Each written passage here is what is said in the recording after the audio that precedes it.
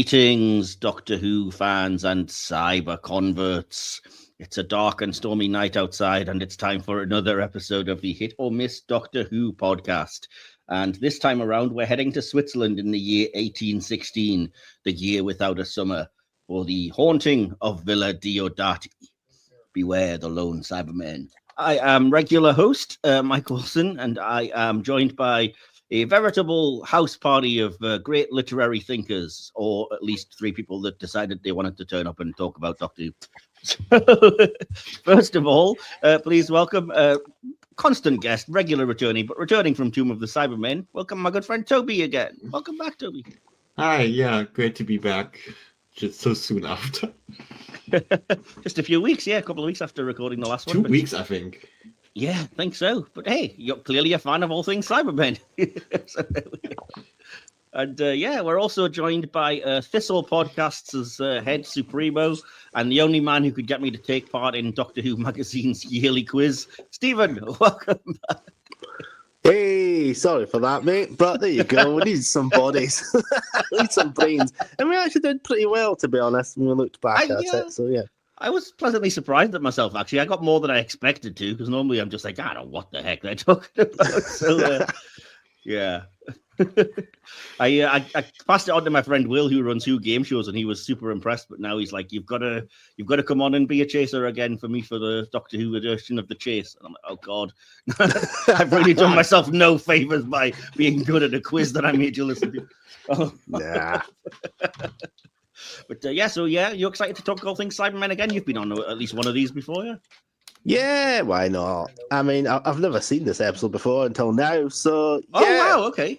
I'll be fascinated to get your first time views then. So that could be interesting and potentially contentious. We'll leave that there for this time. Ooh. And, and we're also joined by a semi-regular guest already on the Cyberman series and Stephen's frequent podcast collaborator, Lynn. Welcome back, Lynn.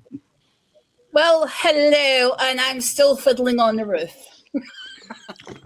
Yes, and I should have said Fiddler on the Roof review lifesaver. Lynn, who turned up when everybody else had dropped off. Like, that means nothing to us. That just sounds really dirty. Are you happy to talk about this episode? I know you're a bit of a Jodie Whittaker fan, Lynn.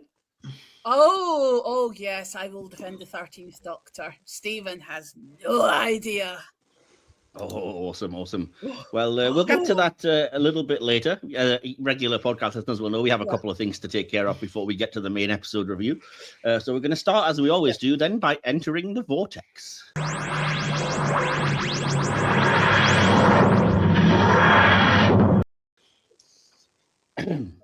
This would be where I would normally... I mean, I've asked all of the main questions. I've asked you guys what, your introduction to Doctor Who was, your favourite Cyberman stories and things like that. But this being a Jodie Whittaker story, I thought, just for a little bit of a change of pace, I might go around and ask what your favourite 13th Doctor stories are. It can be any. God's sake! It can be any medium, or you can just say none if that's preferable, Stephen. So I tell you, we'll give Stephen a second to compose his thoughts. And Tobi, I'll come to you first. Do you have a favourite Jodie Whittaker story from any? I mean, it could be book, audio, any of the episodes from TV. Yeah, it's going to be an episode from TV. Okay, fair enough. Because I haven't consumed anything else. But that's fair enough. So what was your favourite episode then? Well, I think this is going to be very unpopular, but it's difficult. There's so many good stories in season 11, not so much in season 12. I would have said the opposite, but okay. Fair enough. This is actually a difficult question. Oh, I really put you on the spot here. Yeah. I know my answer, but, well, I have a good few, actually, but yeah. My favorite on initial viewing was definitely Rosa. I think okay, that makes sense. Very clear for me. I also really appreciate, and I know no one else likes the story, but I actually really enjoyed the Ghost Monument. I just kind of like the journey of it, like this traveling journey. Okay. I just like the vibe of it less than anything specific. It's just a good vibe. Okay, I get that. Joy. That's fair enough. So I'm just going to say those two. Yeah, you don't have to defend yourself. You're allowed to like what you like, although Ghost Monument is a little baffling to me as somebody who tried multiple times to watch that and can't fully get through it. But I get it. That's fair enough. And yeah, so Lynn, I'm coming across to you as a big fan. I'm guessing you, like me, might have at least a couple you can call on that are favourites. Oh, God, where do you start? I like Praximus. Okay. I like Rosa. I think that's an exceptional episode. I think that's definitely in the top 10 of Jodie's episodes for me. I mean, which one do I pick? Oh God. I'm going to go for a book, not an episode, and I'm going to go at Childhood's End by Sophie Aldred. Ah, okay. Yes, I'm halfway through that one, but yeah, okay. And I kind of think it's nice that you have more than one Doctor in the book, but the 13th Doctor apologizes to Ace. And I just think the story that's within the story is it kind of brings everything back full circle. And for me, I'm going to say the book at Childhood's End. Awesome, that's cool. Well, I'm actually going to cheat a bit and give a top three because it's my podcast and my rules. So I will say my top three are the episode "The Power of the Doctor" would be my number one, followed by the episode "Village of the Angels," and for my third place, I'm going to give it the Big Finish audio drama "The Return of the Doctor," which I think is fantastic, really good, like better than a lot of the audio type stuff are, because I don't, it's a medium that feels a bit stunted by its nature, but that I really, really liked, and it might be my favorite of any Whittaker thing. If it was done in live action and actually filmed, it would probably be there. Although The Power of the Doctor is very good. So yeah, that's my three anyway. So Stephen, we can't hold out any longer. Have you got any stuff that you can? Right, I'm just gonna set out straight. Right, when we got to obviously Capaldi was leaving and it was announced we're gonna have a female Doctor, I was like, fine. I'm not a massive interest in this, but we're going to do it anyway, so it might be good. I don't know. Chris Chibnall's coming in. I kind of had an end of, I was kind of done with Moffat by this point. He stayed way too long at this point. And I was like, Chibnall might do something good. So I was like, oh, fine, I'll watch it. Watched the first episodes. We had a guy with teeth on his face, which was pretty lackluster, but it was all right. I gave it a pass. I was like, fine, we'll see what the second episode's like. The Ghost Monument, which was basically that sort of space race, which was slow as anything. It was meant to be like the last leg of the space race, but it was pretty slow and boring. If you like it, then that's great, but for me, it was pretty boring. There was that acid lake thing, but they just said it was acid, but they never really did anything with it. I mean, even Graham went for a sleep on the boat, so it couldn't have been that fantastic. So yeah, there was that, and then what was the third one? Rosa. I think the third was Rosa. Rosa. Yeah, so Rosa was basically when we went back in time and we just got a space racist guy from the future, which was basically underwhelming as well. Rosa, she's a great person in history, but the story was pretty lacking in certain areas. It was basically just a lot of racism stuff, which was fine, but for Doctor Who, it's not peak Doctor Who. We've got, then it went into the next one, pretty which weak at that point for the next 4 weeks or so. The next one was what was the next one? Oh, it was the spider one. Arachnids in the UK. Yeah, the spiders that was one. Oh, that was crap. I just couldn't get into that one. Oh, and then episode 5 was the Pating, which but I didn't finish that one. I was literally out. I was just like, nah, this is boring. I'm done. I didn't watch the rest of it. Demons of the Punjab is pretty great directly. I did love Demons of the Punjab, and Kablam's That's fine, even though also it's pretty boring. When I've heard about it, it's basically just some aliens that are not even the villains, that are just kind of watching stuff going on. So they're basically pointless at the end of the day. Biddy loved the spider when her sister ran screaming out of the room. Yeah, if you like spiders, but then at the end.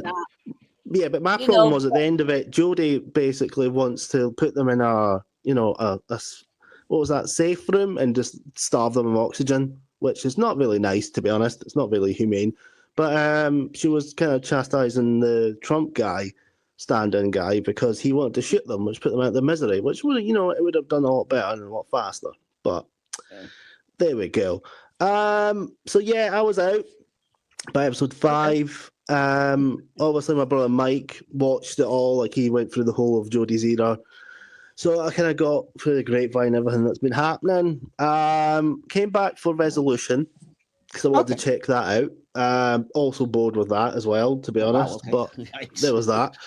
And then I didn't really come back until her last story, The Power of the Doctor, because I was pretty sure that David was coming back, and I was correct in that.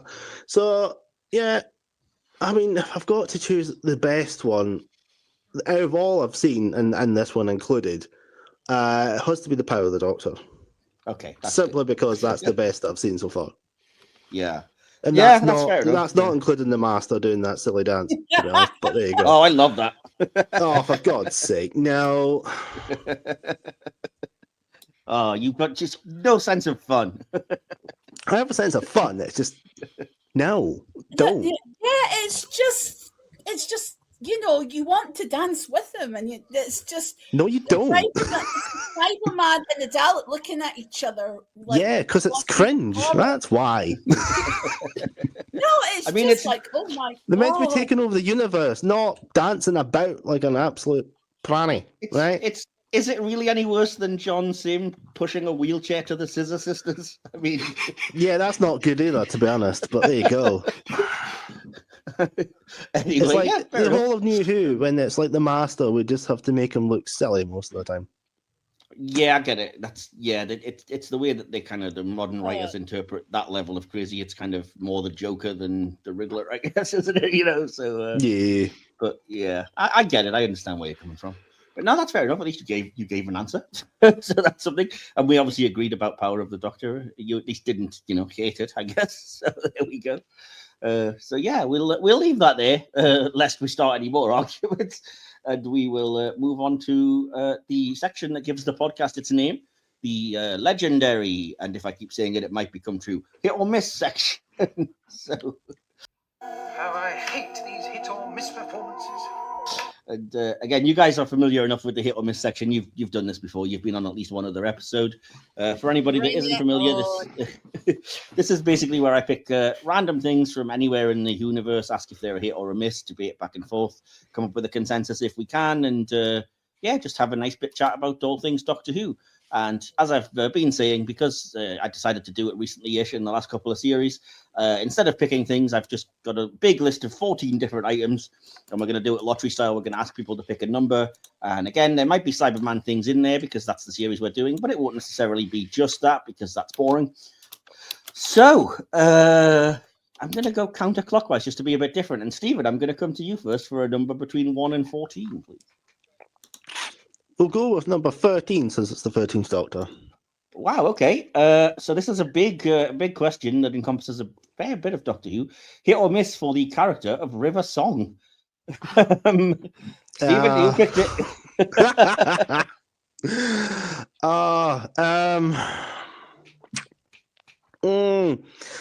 She was good to start with, and then they kind of overdid it a little bit, overexposure. Okay. So, I'm going to have to say a miss. Sorry. Oh, wow. Okay. That's pretty shocking to me. I think I haven't really heard anybody disliking River. You just didn't like the way that, the stories kind of kept on going, I guess. It's probably fair to say. Okay. I get what you're saying. Do you have a particular thing you don't like that kind of you were out at that point that when they got to a certain story? It was the constant romantic stuff with the Doctor. It kind of went too far. You're one of them. Yeah. No hanky-panky in the TARDIS lot, are you? All right, okay. Well, no. I mean, if you look back at Classic Who, there was none of that. And you drew a lot of different people from different backgrounds, straight, gay, bisexual, not interested at all. Anyone that was not part of the programs, that didn't really alienate anyone. And, the Doctor was separate. He was an alien. And it was just about adventure in time and space. Okay, fair enough. So a classic purist not loving the romance angle. I can understand that. Lynn, you're next, I think, on the counterclockwise portion of my screen here. Hit or miss for River Song? Well, sweeties, you know what my answer is going to be. No spoilers. No spoilers. Definite hit here. Considering Awesome. Okay. that I am trying to write material that's got River Song in it at the minute. Okay. For Big Finish, so I can send it off to you if they're interested. Nice. I'm a big fan of River Song. I'm just wondering what Doctor she's not actually ran into. There isn't any at this point. Yeah. It's the problems. Well, I don't know if she's ran into the 13th, but I haven't listened to a lot of Big Finish, so I don't. I haven't quite finished the book. She may in that, but I'm not 100% sure. Yeah, so yeah. I don't know because I've not listened to a lot of Big Finish. But I like I say, my daughter Biddy absolutely adores River Song as well. She's just badass character in heels. What's not to love? Okay. And do you have a favorite River episode since we're asking? I love the Husbands of River Song with Peter Capaldi. Oh, yes, very emotional.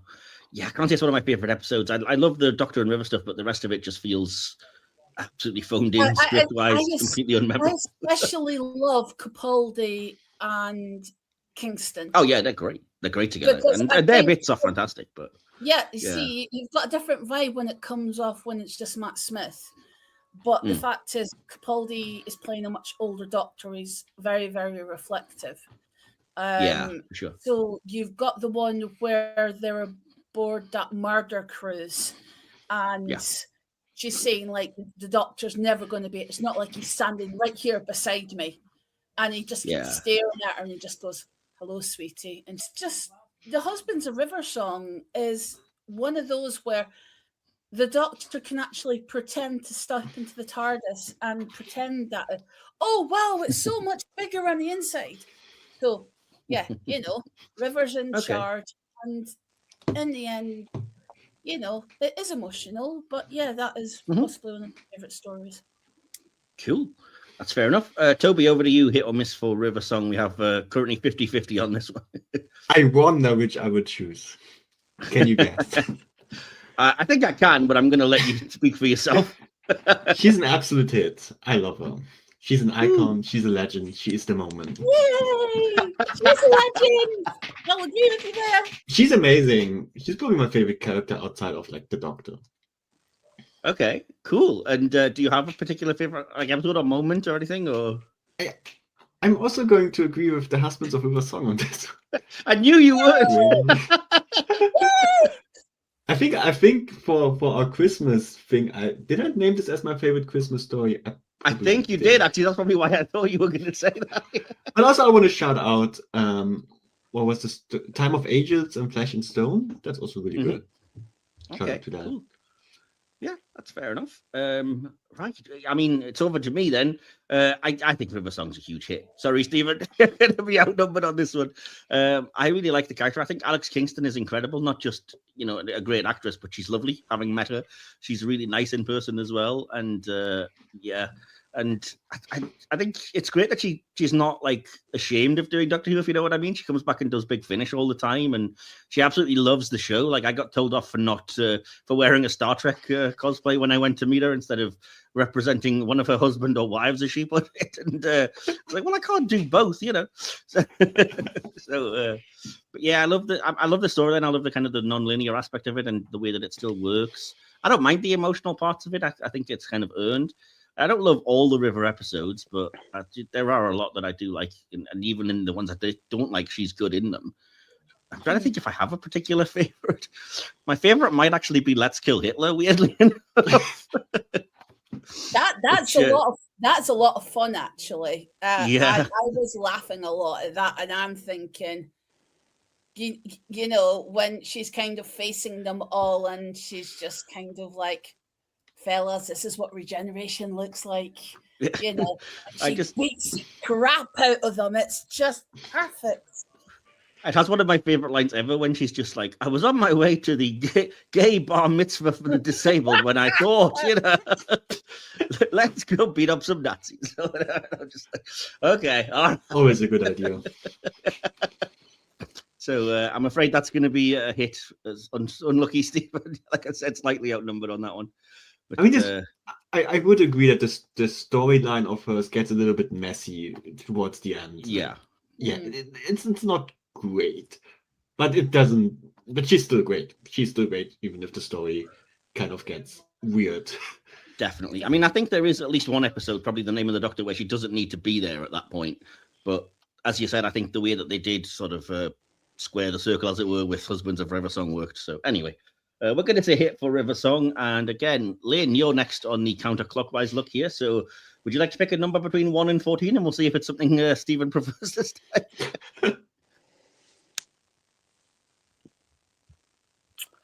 What number? What did you pick? 13. He did. I'll pick 10. Okay, 10 is really random, but I do like to occasionally put in, geeky spaceship type things. So apologies in advance for this one. Hit or miss for the SS Madame de Pompadour. Good luck finding quite a bit to say about it, but it's on the list, so there we go. Lynn, over to you. Hit or miss? Oh, that's a hit.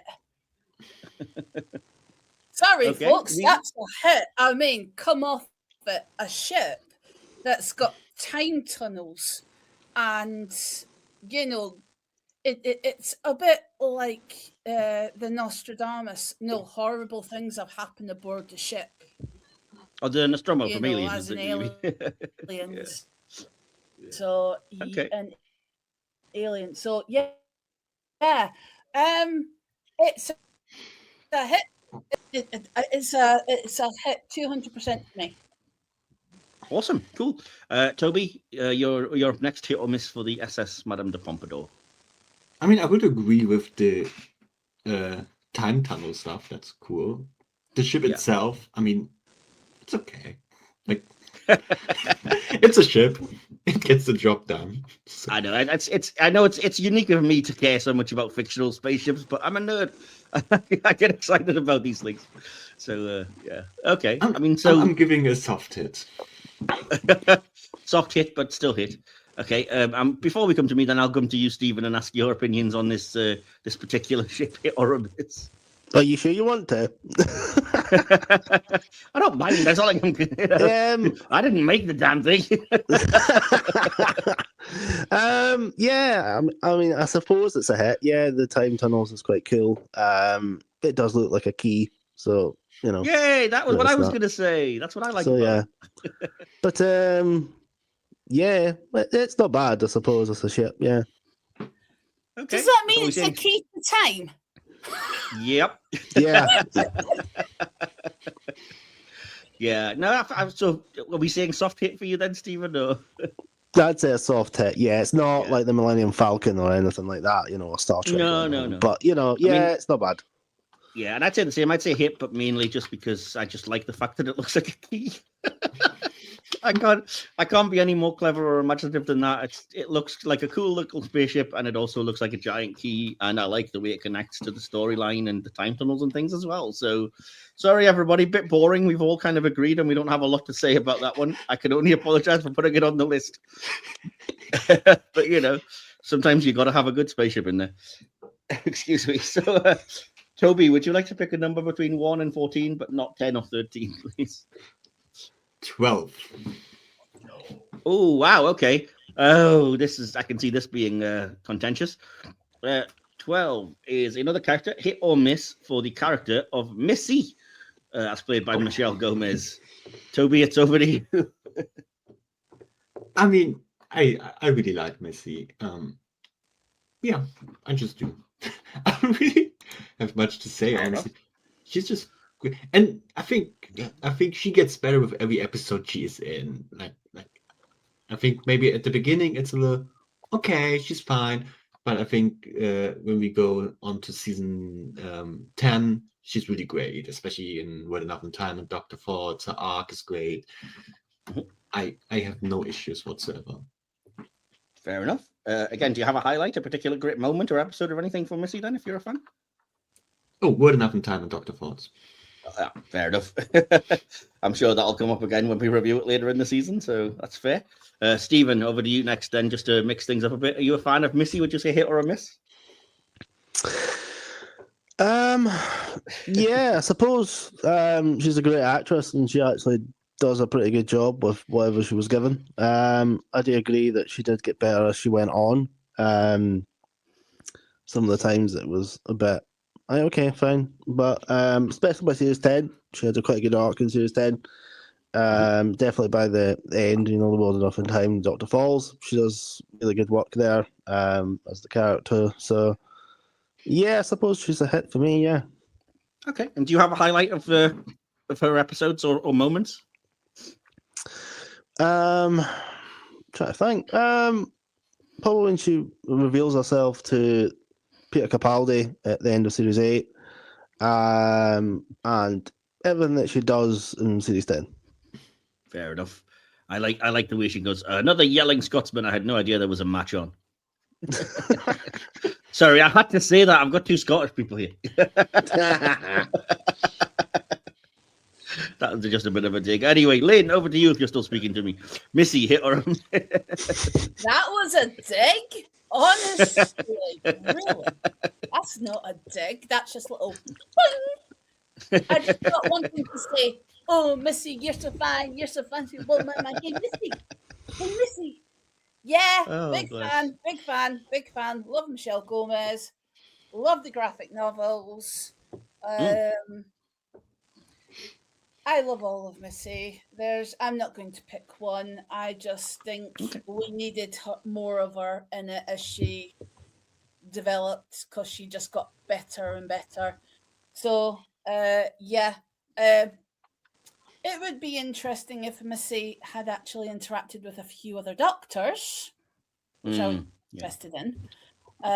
But considering that didn't happen, or it's happened in other stories, but you do have the Missy adventures, and she does have her own stories within Big Finish. So, yeah, a huge 200% hit here. Okay, so we're kind of winning you over a lot, at least, then, Lynn, with all of these. So that's fair enough. Yeah, I think I would say Missy's a hit as well. I was a little bit kind of skeptical at first, not because it was a female master, but just because I wasn't sure about the way that she was being portrayed. But then I kind of was on board almost immediately with it. That kind of, like I said, you've kind of got to just run with the fact that the master in modern stories is going to just be loopy and accept it, I guess. So I was fine with it. I didn't particularly love the whole redemption arc part of series 10 because I just don't think it suits the character. And I know that's controversial. A lot of people absolutely love that about Missy and love that series 10 stuff. But yeah, I mean, I was fine with it. And I think they're great episodes and everything. But for me, I would have rather that they kept the master kind of, like I said, just insane and evil. To that end, my favorite, if I was picking one of Missy's stories, would probably be Magician's Apprentice and Witch's Familiar, actually, just because she's just so brilliantly immoral and doesn't give a crap and out for herself and just entertaining as a villain to watch in those episodes. So, an agent of chaos. Yeah, exactly, 100%. So, but yeah, either way, I'm going to say it. And Michelle Gomez, I have to say, met, and she is also lovely and has a bizarre obsession with Tunnocks tea cakes, which I didn't realize. Everybody that came to the convention was bringing tea cakes for her, and she ended up with basically a house constructed of Tunnocks tea cakes. I was like, why didn't you get the memo? Jeez. Oh, I saw that picture online. She said that. Exactly, yeah. Like a staple. Absolutely insane, yeah. I didn't realize. But so if you ever do get a chance to meet her, if you're ever at a convention, take Tunnocks tea cakes because she loves them apparently. So, so there you go. So, well, I'm going to do one more, but just to mix things up a bit, I'm going to pick it, but I'm just in the interest of making it fair. I'm going to spin one of those little wheel of names things on the internet, and you'll be able to hear it going, so you know I'm being fair. I'm not just picking a number because I know what they all are. So here we go. Here's the spin. Don't know if you can hear that, but I can. It is going Wheel of Fortune style.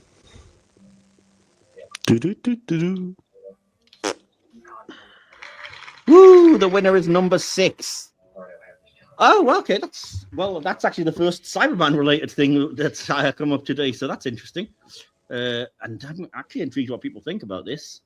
So hit or miss for the Cyber Mites that debuted in Nightmare in Silver. I don't have a particularly large picture, but I'm hoping you all know what I'm referring to. Tobi, I'll come to you first. Are you familiar with what I'm saying when I say Cyber Mites, and what do you think of them? Yeah. I mean, of course, I watched the episode. But yeah. It's not the episode I would rewatch particularly, so I don't really remember anything about it. I'm sorry. Well, I think that says it all in a lot of ways, really, doesn't it? So I'm just going to say a miss on the terms of forgettable. Yeah. Okay. I'll move on then. Stephen, are you familiar enough with the Cyber Mites, and do you have an opinion? Yeah. Well, they're not very memorable. I'll have to give them that. They don't really do enough with them to make them kind of stand out and make them go, "Oh yeah, I remember that." So it's kind of like a miss for me. I think they should really do something with them in the future and make them more memorable. Okay. Yeah, I think. I mean, I have my own issues with that, but I'll get to it when I give my opinion. So, Lynn, are you familiar with this? And again, do you have an opinion either way? They didn't do enough with them, but the damage they did do was catastrophic. Mm-hmm. Yeah. Saying that, they could have done more with them, so it's a soft hit on this end, I'm afraid. Okay, I'm gonna have to say complete miss. I absolutely freaking hate these things.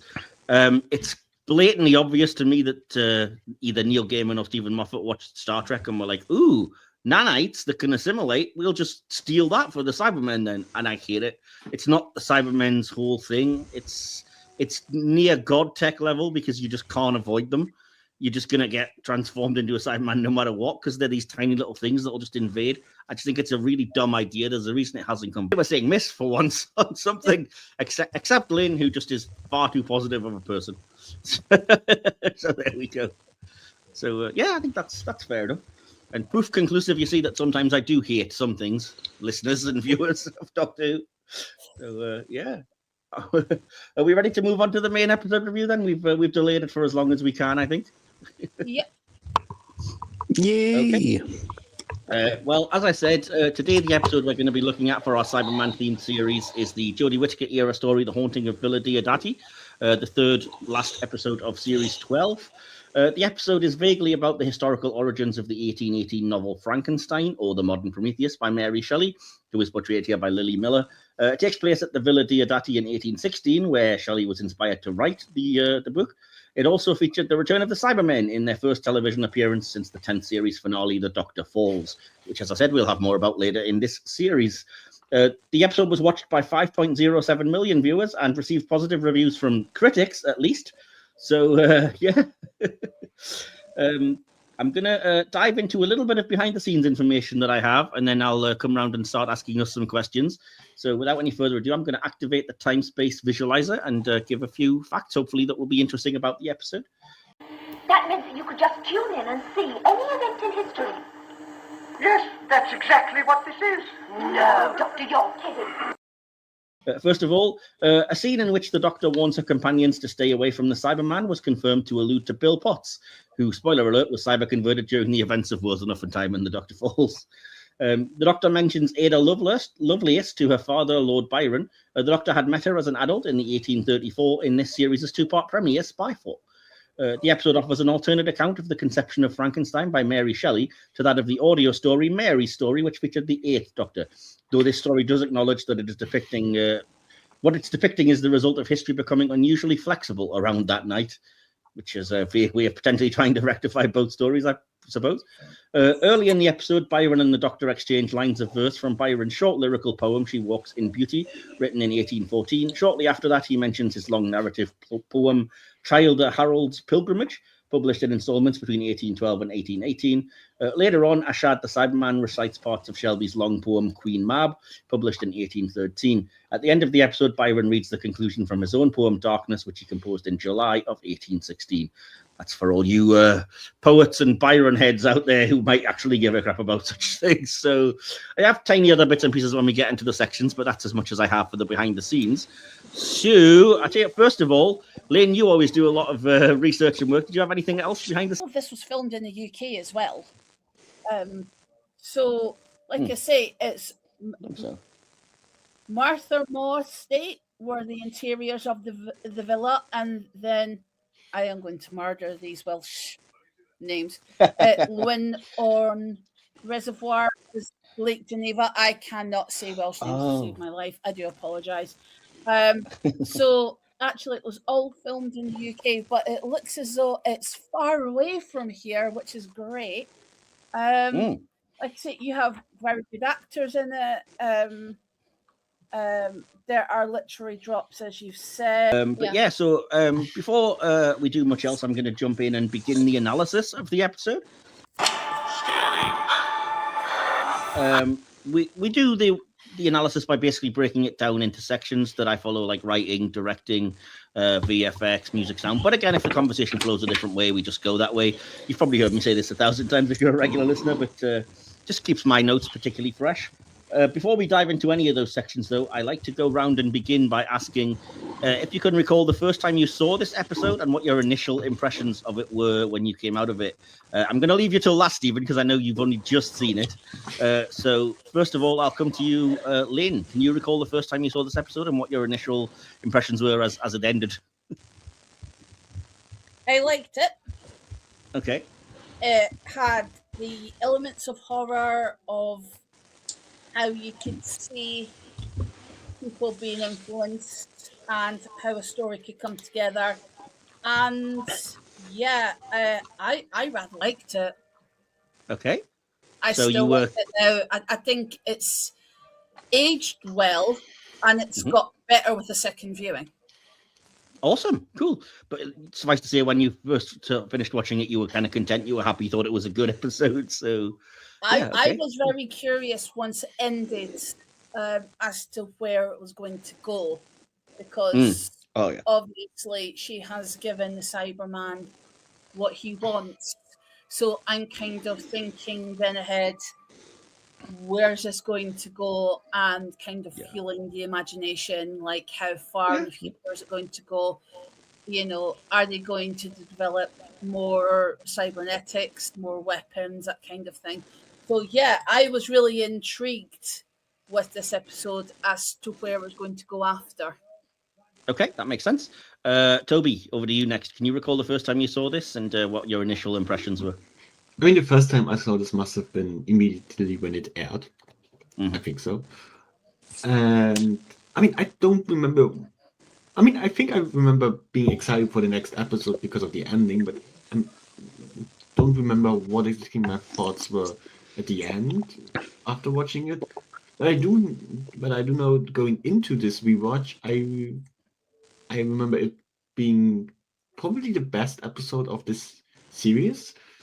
And after rewatching, even though I think I like it a bit less than I expected to like it going into the rewatch, I still think it's the best episode of this series.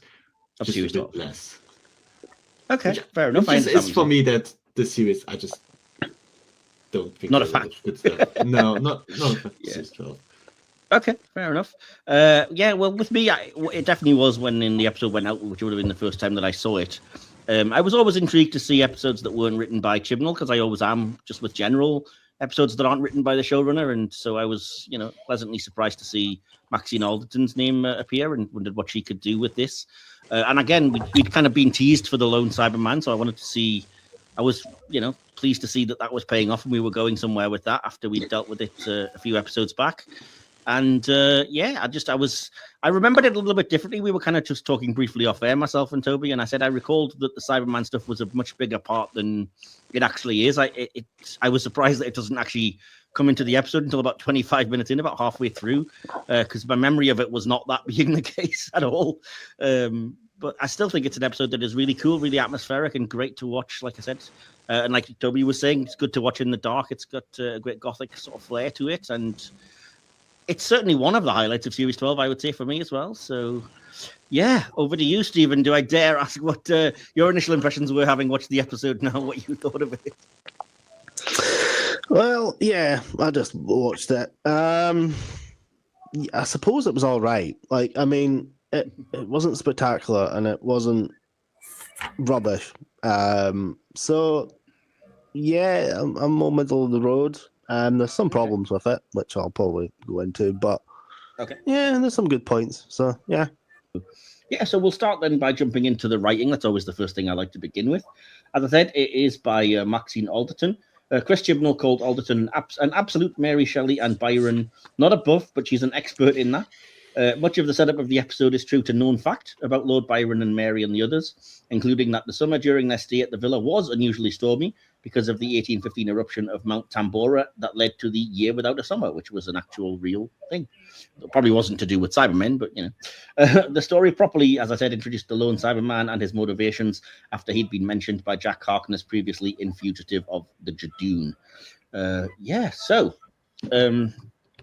We may as well dive in and deal with that particular part first of all, because the lone Cyberman is the kind of big part of the episode that's cyber related and that that kind of stands out there. So what did you think of the lone Cybermen as a concept? Stephen, I'll come to you first. And did it work for you? Was it impactful? Did you like the kind of the allusions to the similarities to Frankenstein, or we just not feeling it at all? Yeah, the lone Cyberman was good. It actually worked. It's quite cool to actually see, he's still pretty much human under there, and he's combined with the mechanics and stuff. So yeah, it was pretty interesting to see him. And when that point when he's talking to Mary, and and she's trying to like humanize him and try to get on side with him, but then he turns round and he's like, "Oh no, I killed my kids," and all this stuff. It's like it's a really good turn, and it's just like, right, okay, cool. Like he's still a Cyberman under there. That's great. Yeah. See, that is a really cool. Yeah, that is a really cool, chilling scene when she's like, "Oh well, there's clearly a human in there. You spared my child," and he's like, "I slit my own child's throats for not joining the resistance." And yeah, as you said, there's something interesting about the fact that, as the Doctor says, you haven't got an emotional inhibitor. You're still pretty human, but the way your emotional response is just anger and rage and pretty much destroying one of the more monstrous things. Yeah, exactly.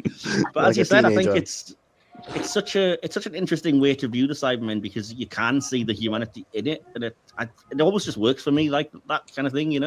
Like it's a lot more interesting than just a completely encased kind of metal face that you can see that half human side. And the actor Patrick O'Kane, I think, is just so good at the kind of I'm insane and hate everything kind of gubbins that he brings to it. At least in this episode, I think he is anyway. So. But yeah, anyway, I shouldn't dive in and give my own thoughts, because Lynn, what about you? What do you make of Ashad, the lone Cyberman, as a concept, and how it works in this episode? What do you think? Well, I was really, really curious as how they were going to go about this. Like I say, the character of him, he's I don't know, he's a cyber converted human. He's rejected when he offers himself up for conversion. He does maintain his temperament and his appearance, but he despises his own kind. And that comes across in his acting, in the fact that he sees everyone as inferior.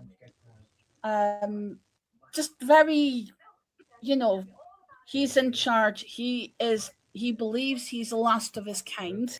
So he believed so much in the cyber race, he was willing to kill everything and everyone that he loved in order to become a Cyberman. Which, yes, I know you have passionate, but there's also psychotic as well. Well, it's true. It is only a partial completion.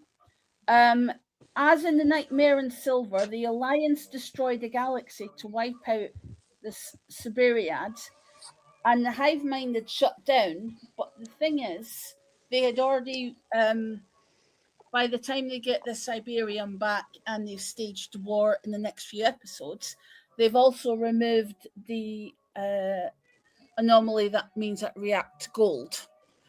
So, yeah, he's not even attached to the hive mind at this point. So he's still indoctrinated with all the ideas of the cyber race.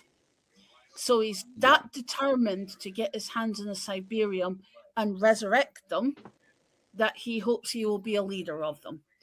Now, putting that into the context of what the actual episode is about, and he's willing to go to any lengths, and he's willing to leave everyone alive because eventually they will become Cybermen, is rather scary, because you would hope that he would follow the same line as Cybermen as they've been all the way throughout Doctor Who. This is a different type of Cyberman altogether. He has temperament, he has opinions, and he's just as ruthless, but it's another level of ruthless. And it's frightening. But I think that element of horror and that he's prepared to do anything, then yes. I like the characterization of him. I really, really do. I think it's been a while since then, and the last time of the Cyberman showing up, obviously, in World Time and Enough and the Doctor Falls, that it just needed a bit of a change in the idea. And I think the direction they took it in, and he becomes one of the longest running cyber characters as well, over 2 or 3 episodes. I rather like the character of him.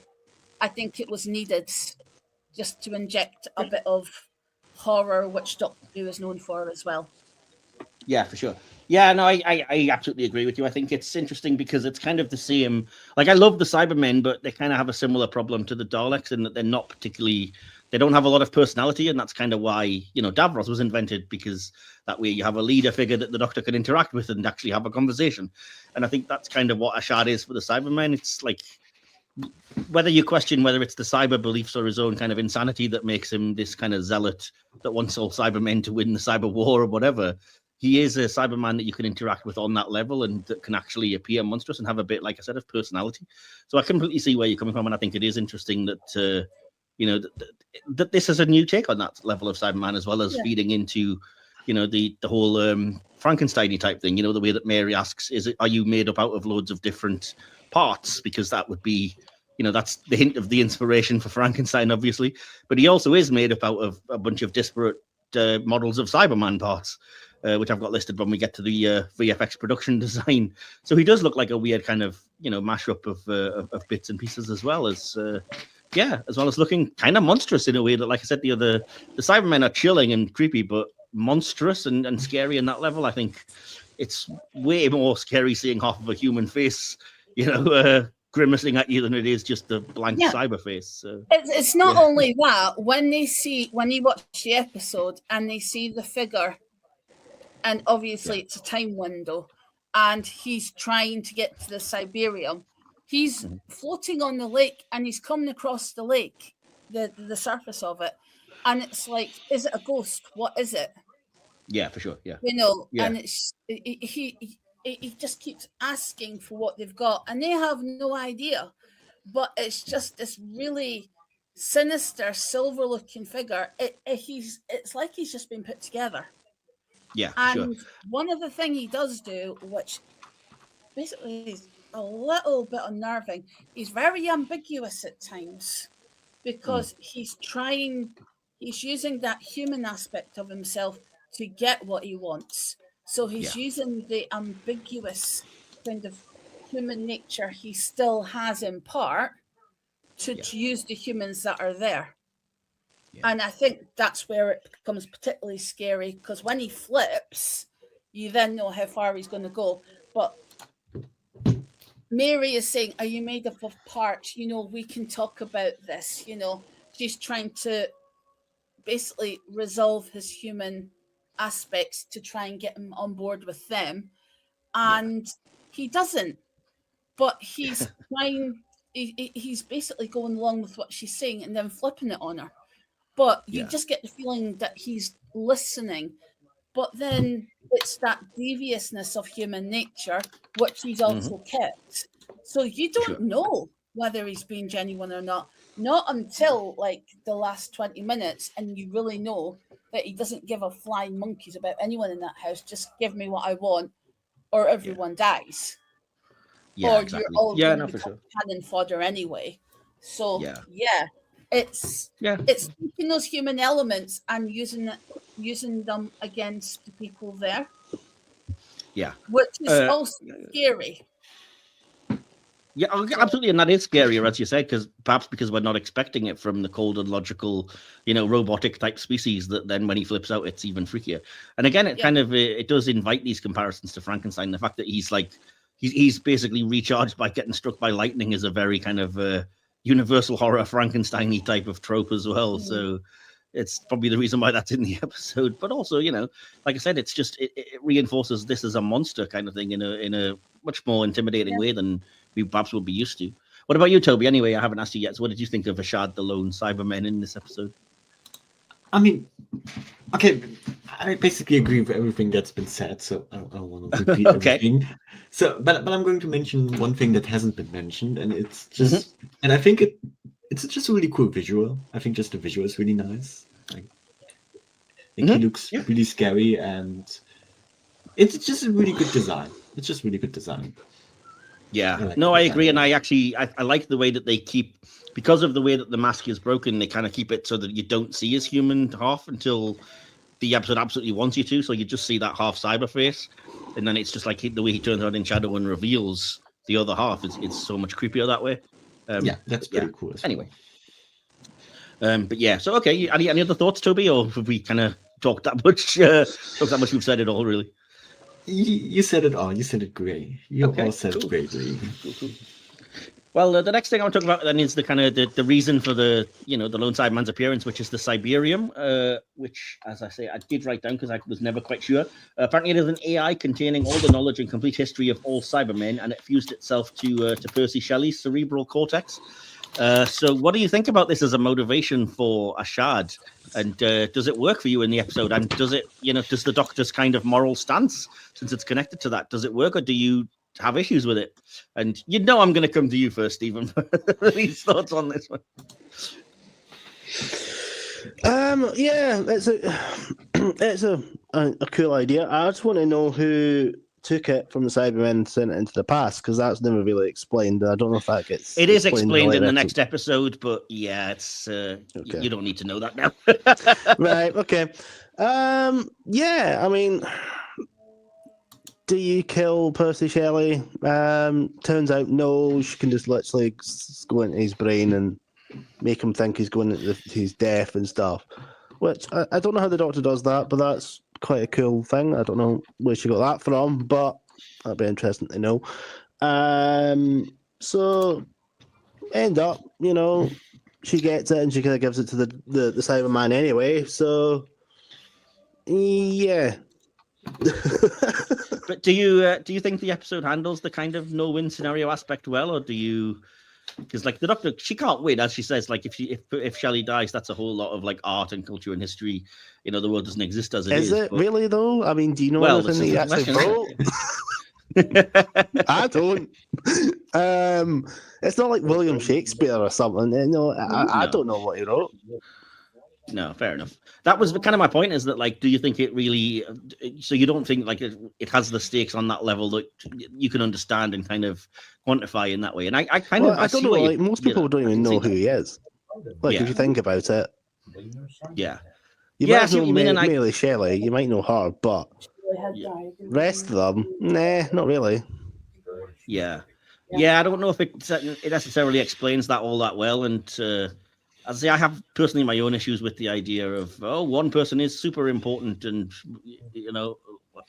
that's it's kind of, it varies depending on the episode and the writer throughout all of Doctor Who, but I don't know that it fully justifies it. I'm on board with it. I'm fine with it. But like, if somebody told me they don't buy it and the Doctor was reckless for giving the Cyberium, I can understand that. I can't disagree with that point of view, and it is kind of like, okay, you're going to follow him down, but like, how many people will have died at that point? I get it. But I do like that it is that moral dilemma, and the Doctor does. I mean, what do you make of her speech? The idea of, it's not a, it's not a flat team structure. I'm at the top and I have to make all these tough decisions and stuff. Or did that work for you, Steve? It's kind of like the same sort of speech that Capaldi did. Like, you've always got to make decisions. Sometimes it's not a good one. So yeah, kind of. I mean, she got it and the Cyberman in herself, but then she hands over anyway. So, I didn't really understand why she just gave it over anyway in the first place. So yeah, I mean, like I said, it does base level explain it as well. I didn't want Shelley to die or like everybody there to die, because Ashad would have killed everyone, in the house and changed history in that way if she hadn't given him it. But like I said, it's not fully brilliantly explained, I guess. So I can understand that being a criticism if that was one of the ones you had with it, for sure. Excuse me. So, Tobi, what about you? What do you make of the whole Siberian plot and everything that goes on with that, with the Doctor and Ashad? I mean, the Siberium itself is just whatever. It's a plot device. It's just there for push the plot forward. I don't think as a concept it's just anything special. Yeah. It's okay. With the stuff that the Doctor said, I mean, I think in general the dealing with history, the Doctor, or whatever the philosophy of that is, or what the rules are, is just very messy in this episode. Because she said first, like, do not do anything to disturb anyone ever. Yeah. And then she's immediately the one meddling. Yeah. That's the Doctor in every incarnation, though, to be fair. Yeah, of course, but it's like, you just said. Yeah. I mean, to be fair, Yaz does call her out on that, and it's like, you told us not to do this. When she's like, you want to write a story, Mary? And Yaz is like, oh yeah, so much for not interfering. So, yeah, and I get it. I mean, in the end, with no win scenario, I don't agree with that, with the Doctor scene, but I also think it's just a very the Doctor thing to do. Like even if we take out the importance of Shelley, people in like, the house, shall we say? Yeah.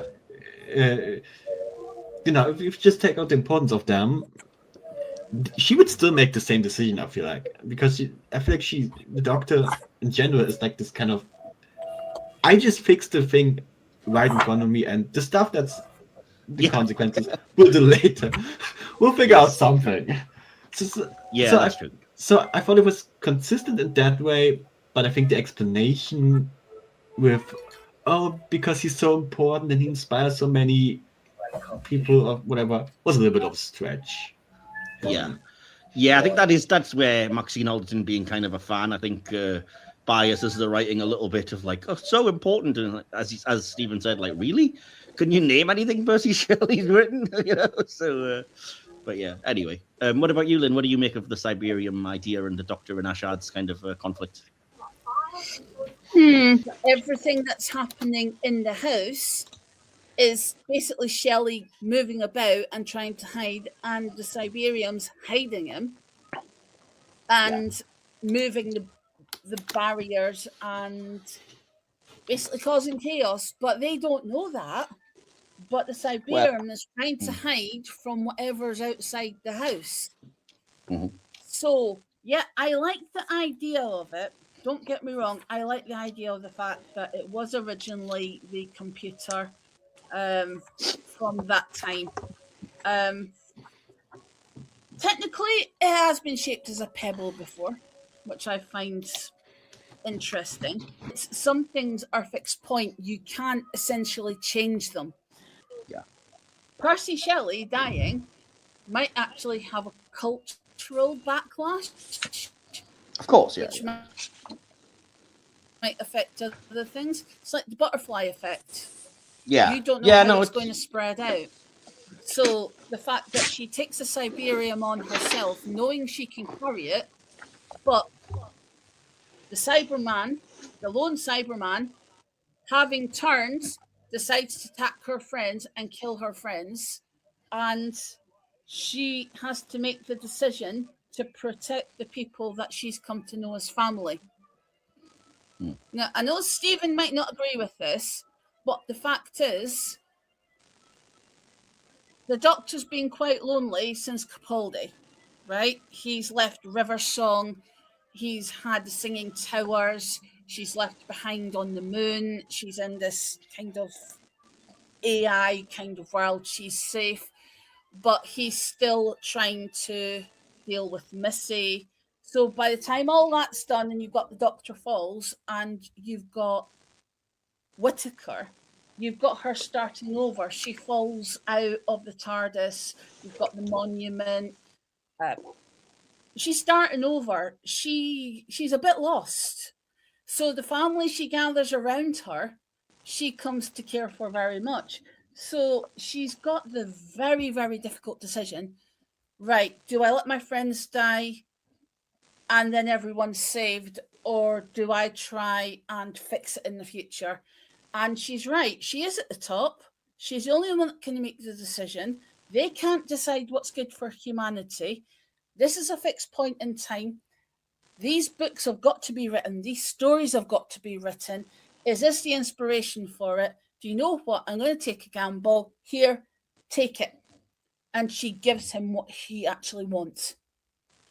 So I agree with Tobi. She was going to make that decision regardless of whether she had her companions there or not. But the fact that her companions there, that she's come to know as family, helped that decision. But if she was there on her own, I think she would have done it as well. Yeah, for sure. Yeah, and I mean, like I said, I think, you know, as much as it could have perhaps have done a little bit of work, I mean, I like the idea of words matter as a romantic notion is a pretty cool justification within itself if you're you know, if you're that way inclined. And yeah, I mean, this is kind of all related to other things and stuff. But as you said, what occurs in the start or the first half of the episode, the kind of haunting things, is almost all explained away by being, you know, the effects of the Cyberium and perception filters, bits and pieces like that. Even though I think it's very well done, it's as a kind of haunted house mini movie type thing, I think it's really fantastic. You know, the crawling body parts like the hand and stuff, the way that it's all filmed and everything, which we'll perhaps touch on a bit later. But the big question that I kind of have with regards to that, and I'm not sure how this would sit with you guys, is that at the end of the episode, you have Graham mentioning the two ghosts that he saw and that they're not connected at all. And maybe ghosts are real, which is a part that I'd completely forgotten about. So, what do we make of that? And do we like that? Do we not mind that? Are we just brushing it off? And yeah, Tobi, what do you think of this? I don't like it, honestly. I don't Okay. know. Like it's not that I have an issue with it in of itself. I just think I have an issue with it being at the same time as the Cyberman story. I think just having these two things together and just saying, oh yeah, the first 20 minutes or whatever, there's some stuff that just is not connected. Just don't care. Like that doesn't sit right with me. I think if it was just an issue, just an episode with without the Cyberman, was just haunting house, and in the end they just say, oh, there's no explanation. It's just ghost stuff. Then would be like, okay, cool, whatever. It's a nice idea. Why not? But yeah, with the combination of, like, I just think these both plots just don't work well together on a story level. Like the vibe, sure, but the story just doesn't connect for me. It's a little weird. Yeah. So you would have preferred it if it was explained away completely as this was all the effect of the Cyberium and there's no, you know, leftover potential haunting aspect of it whatsoever, and you know that's just all wrapped up. Yeah, I think so. Or alternatively, just have just a haunting story. That would have been cool as well. I see what you're saying. Yeah, but commit one way or the other. Don't try and do both. Yeah. That's what you're saying. I see. Okay, cool. What about you, Stephen? What do you make of this little bit of ambiguity here? Oh, geez. It's like They could have just explained it. I mean, like you said, it could have just been part of like one story about a haunted house, and you could have went. Most stories in Doctor Who that have ghosts in it are kind of explained away. You kind of, it's sciencey based. That one with Matt Smith and I can't remember what it's called now. Yeah. Hyde, is it? Yeah. Yeah.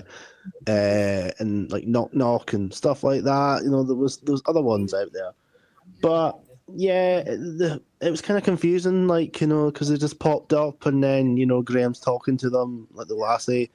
Gave him a sandwich, and it's just like, what's going on here? Like, what's the relevance of this woman and this little girl? And it's just not explained at all. And it's just like, all right, okay, fine, we'll just forget about that, shall we? There's more important things to talk about now. There's Cybermen and stuff. So yeah, not good.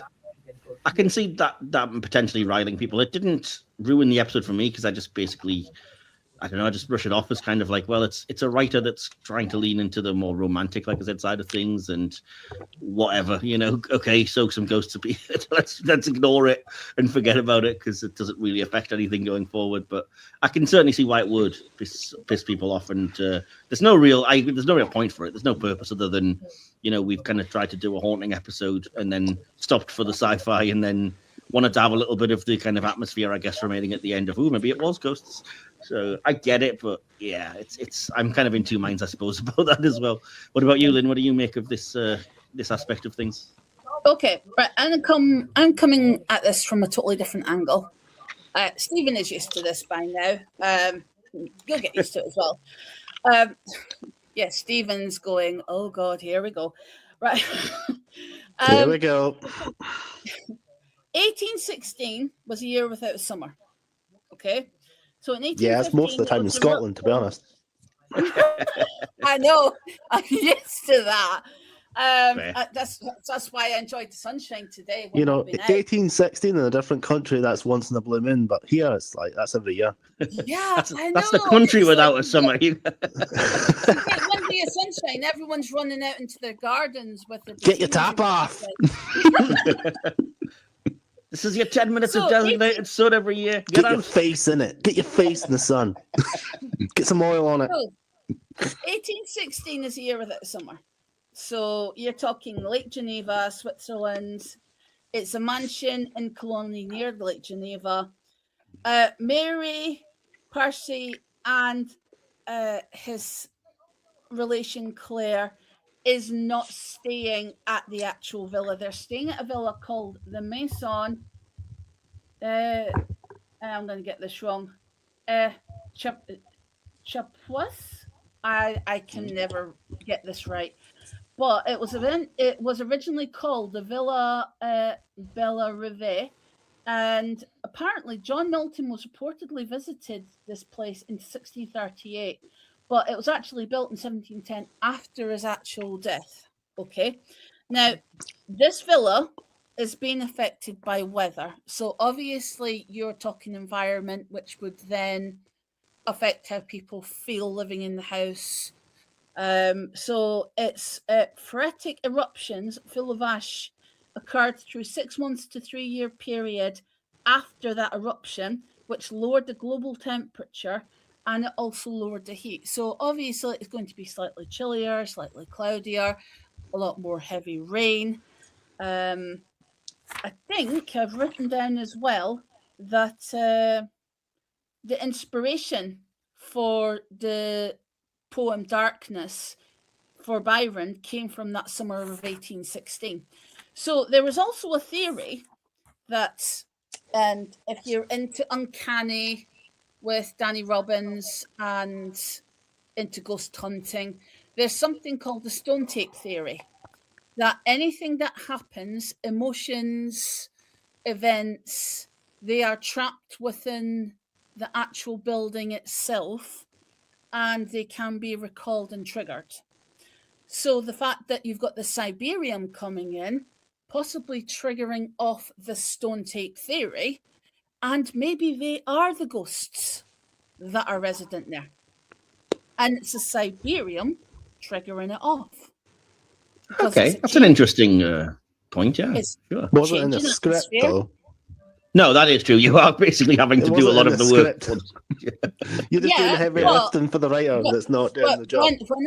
But the thing is, if I kind of get the feeling that Maxine Alderton is one of these where she has read a lot of classics. She has read across the board.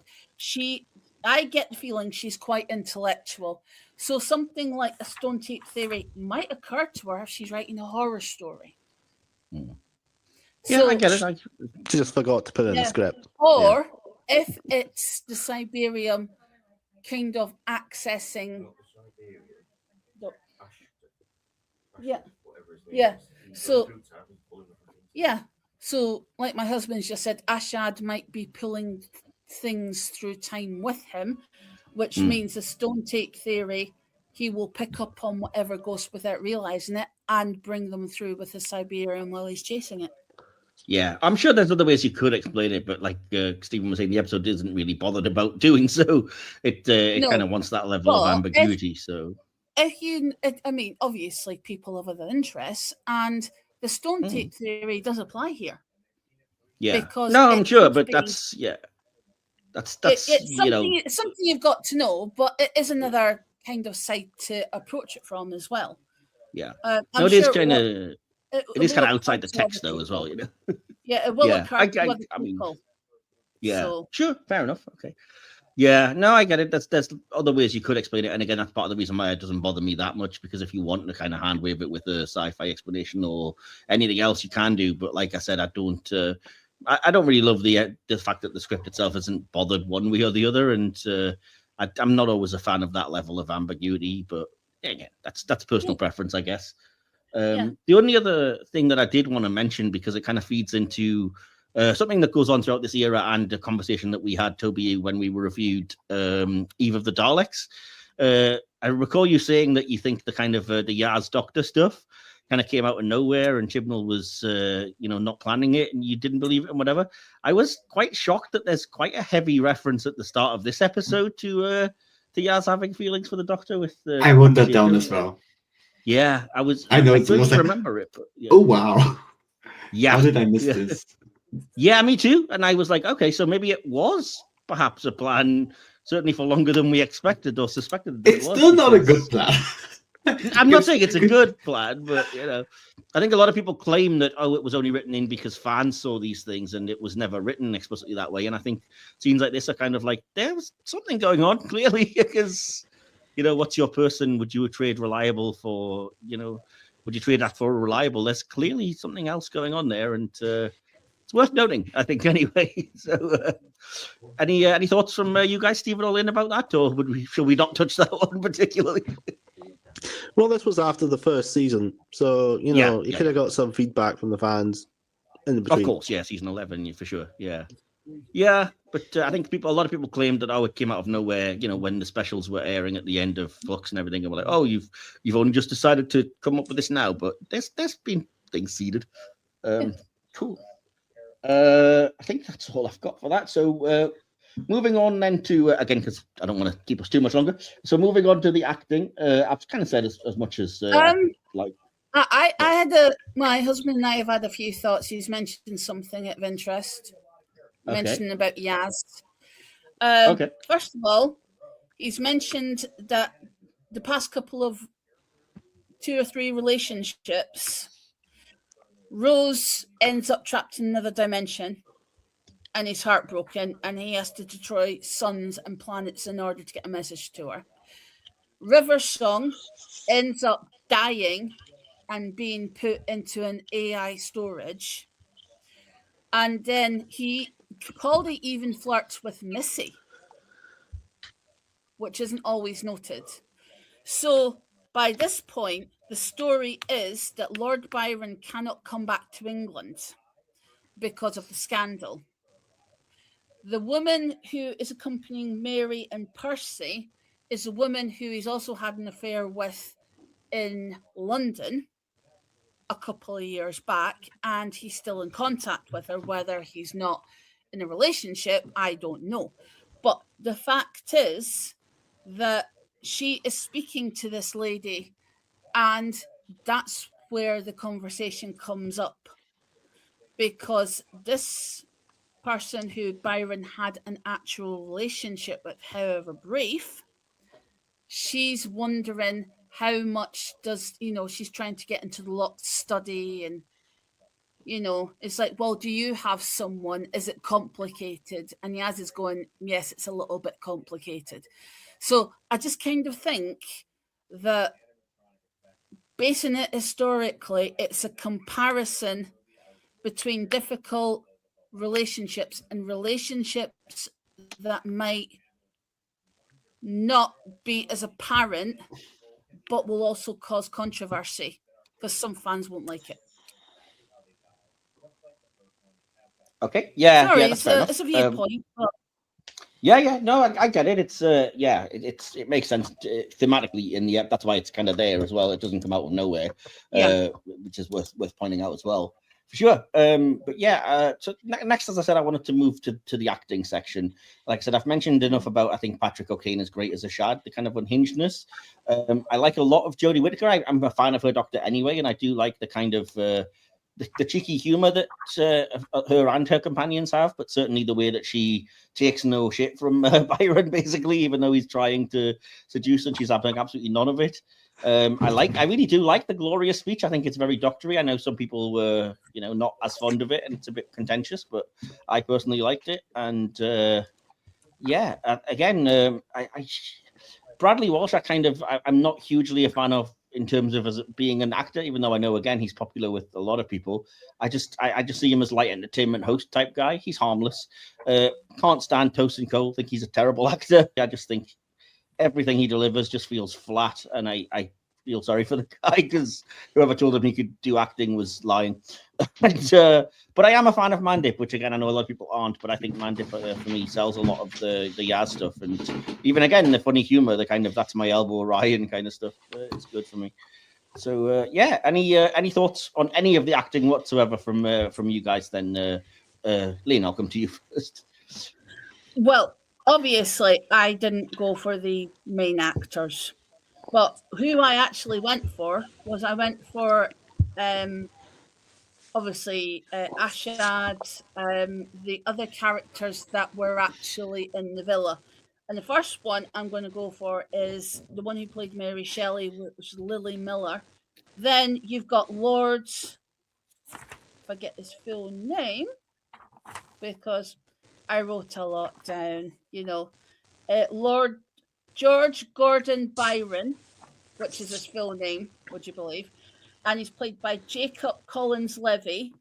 And then you've got Maxime Baldry, who is the physician that comes along with Byron to look after his health as he's left England. And he was a child actor in Mr. Bean's Holiday, which I didn't realise. This has got quality written all over it. You have a lot of people with a lot of experience putting a lot of enthusiasm and creativity. I'm surprised no one's mentioned the music in it. I thought it was kind of forgettable, but that's just me. I mean, I would have got there in the end. I'm not a huge fan of Sega Nakanola anyway. This is one of his better efforts in terms of there are some things that stand out slightly, but again, I think I find him generally a bit forgettable, to be honest. Facts and figures aside, then Tobi, I'll come to you next. Did you have any thoughts on any of the acting or the direction of the episode that stood out for you? I mean, I think the acting was mostly solid and good. I do love Jodie always. Mm-hmm. Regardless of whatever writing is going on in this era, Jodie is always great. That's just yes, I would agree with that. Yeah. Jodie did the best. Jodie did the best she could with what she had, Tobi. Yeah. I know. I completely agree. Yeah, but I don't think she also adds quite a bit always. Yeah. No, I would agree. I think she does add to episodes, even if they aren't good. And again, I always find her watchable. And again, I just like her Doctor. I think it's an interpretation that I like. I'm not overly fond of the kind of grumpy, overly melodramatic emo type Doctor stuff. So she has that zany factor that I kind of like. But again, that's your mileage may vary. It's a personal preference thing. Was there anything that stood out from the direction? The kind of gothic type stuff, the haunting stuff. It was pretty well directed. I mean, did anything specifically stand out? I don't have a shot in mind that I'm like I want to remind people of that shot, but the direction is pretty good for. It's actually excellent for what is effectively TV directing. Yeah, no, I would agree with that as well, for sure. I would have said exactly the same. But what about you, Stephen? Any thoughts on the acting or directing that you wanted to share with us? I agree with Toes and Cole, what you said. I mean, I don't know why this guy's got into acting, but everything he just says, he talks like that, and it never goes so up higher or lower. Yeah. I heard you talking. Yeah, we get it. So yeah, he was always kind of bothered me. Bradley Walsh was all right. I mean, he doesn't do much acting these days, but he's always a funny guy, and I think he's always better doing presenting than anything else. He's always good at doing that. He gets some funny lines in this, so that kind of kept me entertained, I suppose. The guest cast is always really good. Directing was, I mean, it looked good. I mean, you can't say it didn't look good because it did. It looks really good. The atmosphere and, the scenes and all that did really well. The only thing that bugged me was that one point where Jodie, as the Doctor, is walking out the room, walking back in again, and it's just in that one room, and it's that like one shot, and it's like they're not didn't really try to. They didn't really like. It would have been more interesting if they'd followed them out the room and then they would turn around and you're back into the same room again. It would have been quite cool if they'd done that, but they just it also would have been expensive though. I bet it would have been expensive, but it would have made it more believable. It's just it's just one shot, which was a bit. I know it's a nitpick. It's a wee bit annoying, but it's fine. Majority of it's pretty good. I can't really complain. The special effects look good, and Ashad looks good. So we say, about Jodie. I think she does all right with what she's given. I mean, it's just, I don't know. It kind of just seems like she's doing like a sort of a 10th Doctor impression at sometimes. And I get that. I think that's what I like about it, though. But, nah. But I don't know. Maybe I might watch more in the future, and I don't know. We'll see. No, it's a common complaint, so I don't think you're coming out of nowhere with it. But I think that's the kind of energy that I respond to of the Doctor, so I kind of like it. Whether or not it's just copying Tennant is, it's a matter of personal, debate, I guess. But fair enough. Well, I only have a couple of notes on the direction that I wanted to share. First of all, I just love, like I said, all of the Gothic haunting stuff I think really works. It holds your attention for that first half of the episode, and it's atmospheric, and the way that Emma Sullivan uses, special effects like the flying vase or the hand as a spider bursting through paintings and stuff, the flashes of creepy people, subliminal things, the camera showing something hanging above people, or the use of light and shadow. I think it's all really good. I do have a slight niggle when it comes to, I don't know if I would call this direction or writing, but I haven't mentioned it yet, and it's a common criticism that I hear about the Chibnall era, and I kind of agree with it in this instance, which is when Ashad is busy recharging, the entire episode just stops for the Doctor to stand in the middle of the room and give exposition to nobody. Yeah. Just kind of like, this is really clunky. Like, I mean, it is nitpicky in that it's not a huge scene, but again, it's a criticism that comes up a lot in this era. And in this instance, I was like, I kind of see where you're coming from. This is like, why would you just... I get it. I completely understand where you're coming from with that for sure. But on the plus side, I think the Cyberman sound design, again, whether that's direction or sound, I think it's really good. The fact that you have I love all the clanky sounds of the Cybermen. I think it adds something to them. And so, even when you're not seeing all of Ashad and he's in shadows, hearing those clunky clanks, I think I was excited about. And that's about all I've got. I think, the ending seemed very abrupt. Like once they'd given Ashad the Cyberium, the ending was just kind of like, well, we're done. It was like, oh, okay. Which again, I get, because you're basically cliffhanging it into the next episode, but it might have been nice to have a bit more of a, like, what happened? And a bit more wrap up. But anyway, So I'm going to quickly give you what I have for the VFX production design, then we'll ask you, any last thoughts on anything at all. Then I'll get on to the, audience response and favorite things so we don't stay too long. The only thing I have on VFX production design is what I already mentioned. Ashad's incomplete cyber suit is actually a patchwork design consisting of a new cyber helmet on top of a body mostly matching the design introduced in Nightmare in Silver, lower legs matching the 2006 Cybus design from Rise of the Cybermen, and a left arm resembling the recreated Mondasian Cybermen from World Enough in Time. Why that is, I don't know. I could only assume the Cybermen were running short on parts that day. Shortage of circuit boards or something. So yeah, that's that then. So again, did you guys, anyone at all, have any last thoughts on anything that we haven't mentioned just yet? Then I just wish we had Derek Okora there as well during the the ghost. Yeah, man, I love a happy medium. Yeah, no, I just want to say that the costumes, while they might not have been strictly for the actual time, the location and the interiors and the set design, you can't fault it. I mean, no, they it's were fantastic. Beautiful costumes. They were, yeah. I mean, yeah, I know some of them weren't strictly correct, but there's a line between being historically correct and what's going to work for the program. Yeah. And the it's still fiction at the end of the day. It's not a documentary, is it? Yeah. Yeah, but I mean, some people are a stickler for that kind of thing. I get it. If you're going back in time, it needs to look authentic, at least.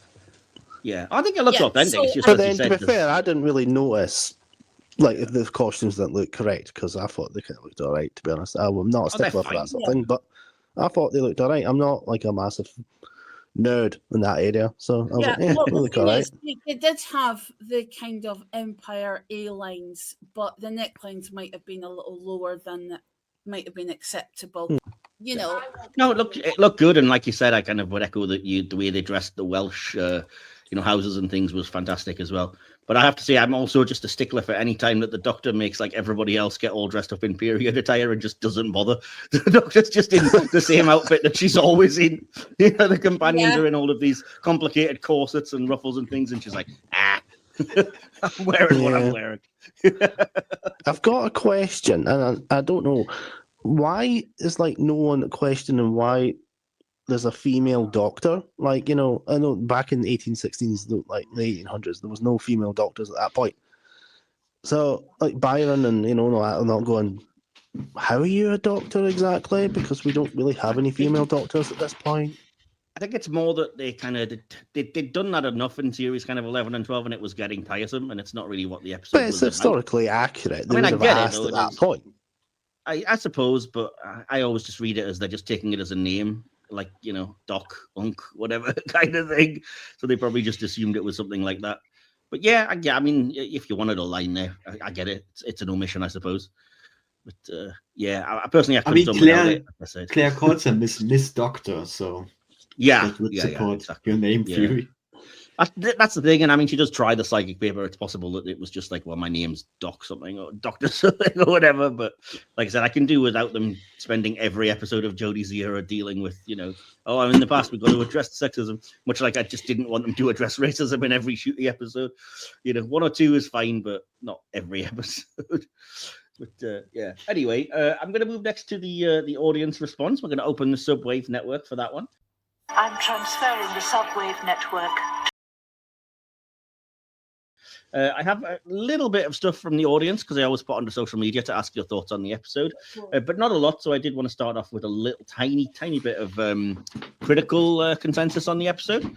So first of all, on Rotten Tomatoes, the episode received an approval rating of 94% based on reviews from 16 critics with an average rating of 7.9 out of 10. The site's consensus states a proper ghost story that strikes the perfect balance between horror and history. The Haunting of Villa Diodati is Doctor Who at its best. Patrick Mulkern of Radio Times rated it 5 stars, citing an impressive Jodie Whittaker, highlighting Emma Sullivan's direction and calling the episode a fine work indeed. So if you bear with me, I'll get up the things that we heard from our particular audience. So over on Instagram, our good friend Will Templar, hello Will, says, It's easy to say that for me, at least, this is an incredibly forgettable episode. Genuinely, although as respectfully as I can put it, I have forgotten that era at large, so it's nothing personal to the ep. All I can remember from this one is that it meanders for a bit, then provides a pale imitation to the god complex, then ends on an unfortunate, immoral decision by the Doctor, coupled with terrible dialogue. That said, I do recall giving it a 6 out of 10 on release and rewatch. So the most pointless audience feedback contribution award goes to this one here.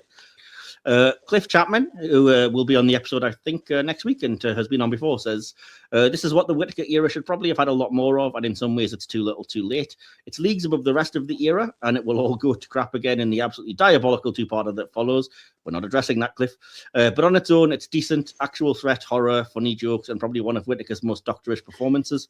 Even Tosin Cole and Mandip Gill, easily the worst companion actors by a country mile, are passable.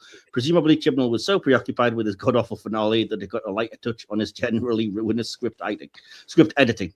Yeah, again, I'm not touching that one, Cliff. On the Facebook group Cybermen Supremacy, David Martindale says, 5 stars, top tier story. I don't even mind about 13 meeting Mary Shelley when 8 did it on Big Finish. Return of the Cybermen nearly addressed this. I wish we could see more of Ashad, the lone Cyberman. Biggles Thomas, great name, says, I love this lone Cyberman. Hope we see more of him, plus some large action figures would be great. Okay. Craig Sanwell says, a fantastic story. The Cybermen of Whittaker's era hadn't been as genuinely scary or chilling as Ashad's lone Cyberman for many, many years.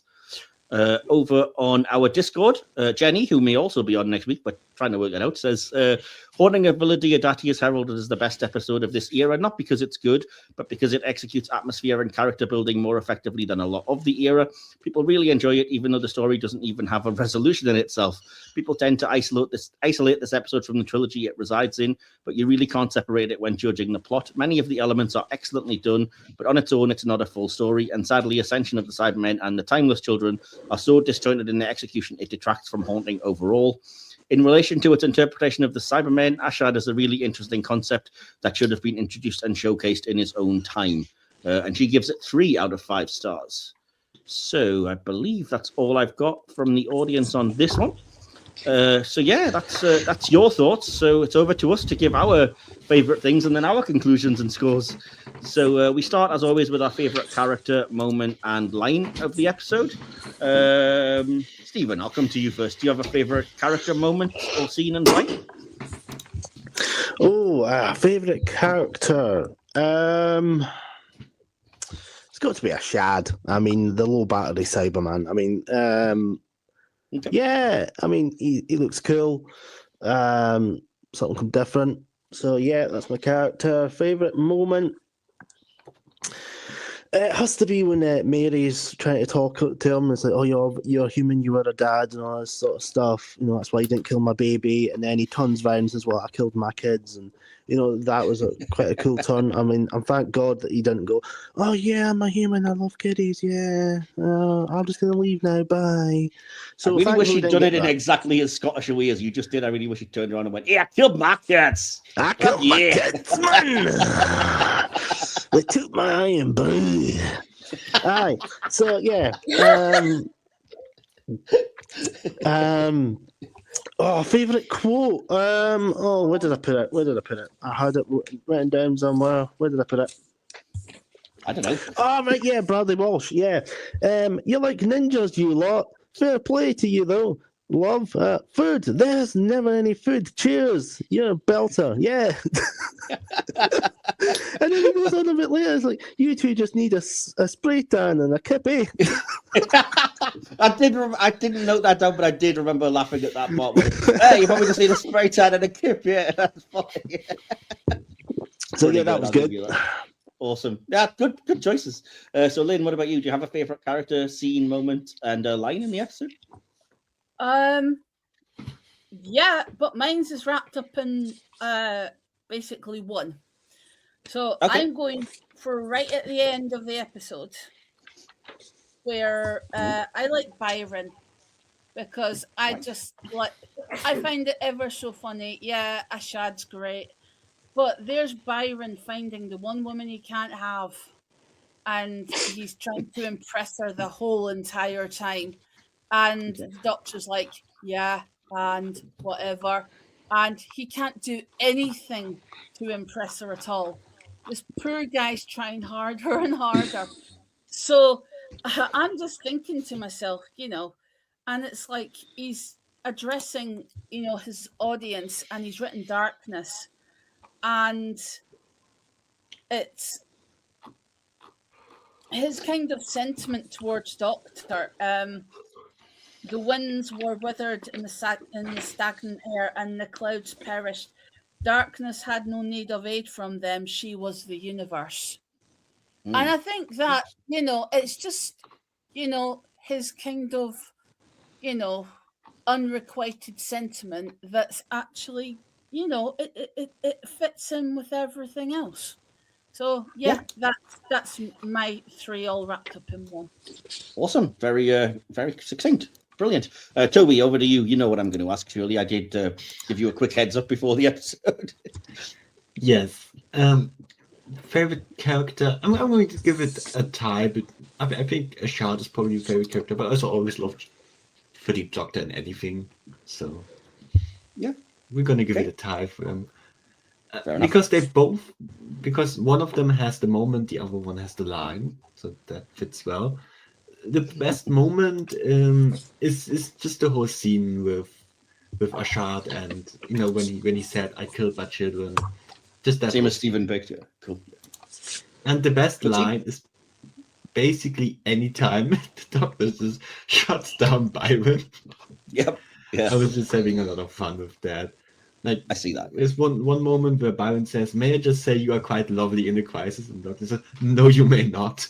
And then immediately moves on. The lights are on, but he's gone on a mini break. Awesome. Love it. Love your work. Yeah, that's fair play. Mine are very going to be just similar, I think, because I would have picked the Doctor for favorite character, but like Stephen, I find Ashad more interesting. I'm not saying likable character or character you agree with, but I think favorite, it's a character that stuck with me. My favorite moment is the Doctor's speech and the moral dilemma, and coming to the realization that you sometimes even I can't win, as she says it. I do like that. Again, I know it's not popular with everyone, but I like it. And my favorite line, which again, if you know me, you'll probably know why, is just I can't remember who says it, but it's when one of the people from the party it just says about the Doctor, "She is from somewhere much, much stranger, the North." Yeah, I can't really disagree with you on that one, whoever it was. So then we'll just have to wrap things up here with our conclusions and our scores out of 5, as we always give. Again, I may as well keep going counterclockwise because I've done it so far. So, Stephen, do you have a conclusion and a score out of 5? Yeah, go on then. The episode's not too bad. Ashad comes in, looking for the Guardian. I didn't really realise Cybermen read newspapers, but there you go. So yeah, the guest cast is really good. The story's, it's not complex. It's okay. Compared to the other 5 episodes I watched of season 11, it's a lot better. I mean, poor Graham can't pee. He can't find a toilet, so he's holding on to a pee the entire time he's there. So I feel sorry for him. Like I said, the music feels forgettable. But yeah, I mean, it looks good. The set design, the costumes, the directing, the dialogue's a bit on the FA side. I mean, that quote, like when, Ashad's recharging and she's like, figuring out how to manipulate the elements and creating an extreme sophisticated and probably unlimited extended power source. Yeah, that's not great writing, pal. Who's she talking to? Who's she telling this to in this scene? She's telling the audience, man, and it's just like exactly. No. But that's just at least. But she said you are the writer. Put somebody in the room with her. Yeah, I know. But before that, she said recharging not good, and I was like, right, that makes sense, right? Okay, I get what he's doing. Yeah. And then she goes on to say that, and I was like, nah, that's a bit too much, pal. Too much. Yeah, I get it. But yeah. It's not too bad, and I'll give it a very generous 3 out of 5. Okay, fair enough. Could have been worse. Lynn, over to you then, because we're keeping counterclockwise for your conclusion and score. I love Jodie Whittaker. Okay. However, there are possibly some issues with this, which, as much as I love it, there are better episodes like The Power of the Doctor. So for me, I'm going to give it a very conservative 3.5. Okay. I agree with Stephen in the fact that, yeah, Graham is always looking for a toilet. And some people would argue we should have just looked for the scripts for the previous season. The thing is, you've got to remember, you had chamber pots in the rooms. So, he possibly, doesn't realise you've got to go and pee in a pot. So I just kind of think, it's not made clear, and it's not funny when you're running around and you've got a full bladder and it's really hurting and you need a toilet. So I'm going to stick at 3.5 because while I like it, and there are some particular things that could be picked up on and improved, it's aged rather well, and it's still as good as when it was first made. So on those grounds. The only thing I can't work out is about Jack, how he knows about not to give the they never bother explaining that, to be fair, do they? That's the only thing that throws me. Now, it would be given a 4 if I found that out. But that's not this episode's fault. That's a fault with Fugitive of the Jadu, not this episode. Exactly. So if I that's Chibnall's fault. Well, exactly. I know we don't want Chibnall back, but purely because of that, it's 3.5. Okay, Tobi, are you going to rescue me a little bit here? Do you mean rescue in terms of giving a higher score than 3.5? Yeah. I'm so sorry for not rescuing you. Then, I think this is a pretty good episode. I think mostly the vibe and just the feeling of it is where the episode really shines. And just the script, there's some messy parts of it that I just did not like that much. One is the weird ghost stuff in the first half that just kind of partially goes unexplained. That was a little weird. The moral dilemma is, I don't have an issue with it in of itself, but I think the way it's presented in the dialogue is just not ideal at times. Ashad is pretty good. That's a pretty good part, and I gave it also a 3.5. Okay, fairly standard so far. So there we go then. Okay. Well, my conclusion then is as follows. An episode that, like its central antagonist and literary inspiration, feels like a mashing together of disparate parts that somehow just work. The initial historical gothic horror is played to perfection, flashes in the dark, shadows in the moonlight, and a creepy crawly on the loose. And then the lone Cyberman turns up, and the ethereal horror becomes visceral. It perfectly utilizes the science fiction concept of the Cyberman to evoke something truly unsettling, something human turned monstrous. There's something chilling yet compelling about Ashad. He's different from the overly robotic menace the Cybermen had become, and instead leans back into the true horror they began as. The acting from the regulars and the guest cast is strong, even if there are the era-specific wobbles, and that continuing issue of just too many characters. They are at least served better here than in several other episodes. The writing is sharp, bar one misstep. It's reverent enough about history while still telling an engaging story, and it introduces multiple elements and a MacGuffin for the finale without it ever feeling overly forced. For me, the direction is the real highlight, the atmosphere is pitch perfect, and the framing, lighting, angles, and composition all play their part in sustaining that mood. Yes, there are niggles, a little clunky exposition here, a slightly flat moment there, but they're balanced and arguably outweighed by Ashad's chilling reveal and the Doctor's quiet lament over the consequences of her own decisions. We'll ignore what followed for now, but taken purely on its own terms, this for me is a superb 50 minutes of Doctor Who, and I actually gave it 4.5 out of 5. And did not expect to be way above everyone else's score, but I'll take it. I'll be the brave defender here. So, putting those scores together and dividing by the 4 of us here gives a final score for the Haunting of Villa Diodati of 3.6 out of 5. So it's in the plus column. We can probably say hit, but perhaps on the softer side. So we all happy with that score? Nobody in total disagreement, I guess. No. Nah. Yeah. Cool. Well, we got 2 people on 3.5 and it got 3.6, so it's probably fair. So as we leave the Doctor and Co to chase the Cyberium into a whole other controversial nightmare, just remains for me to thank anybody that's been listening. Thank you, audience. Again, if you have enjoyed this, please like, share, subscribe, leave reviews. You can always check out, our links in our link tree in the episode description. And yeah, come back for more because we are always here doing this, certainly for the next few Sundays, doing Cybermen-related stories. And perhaps more importantly, thank you to my 3 guests for joining me here and having a really good discussion. I've genuinely enjoyed this, so thank you so much. And Tobi, I'm going to come to you first of all because I know that you don't have a lot of things usually to plug. So first of all, have you enjoyed it? And secondly, do you have anywhere people can find you online? You say it as if you were surprised that you enjoyed it. I genuinely did not expect to enjoy this. Wow. I didn't mean it like that. I know, but it did sound like that. That's just what I sound like when I'm trying to be sincere. Jesus.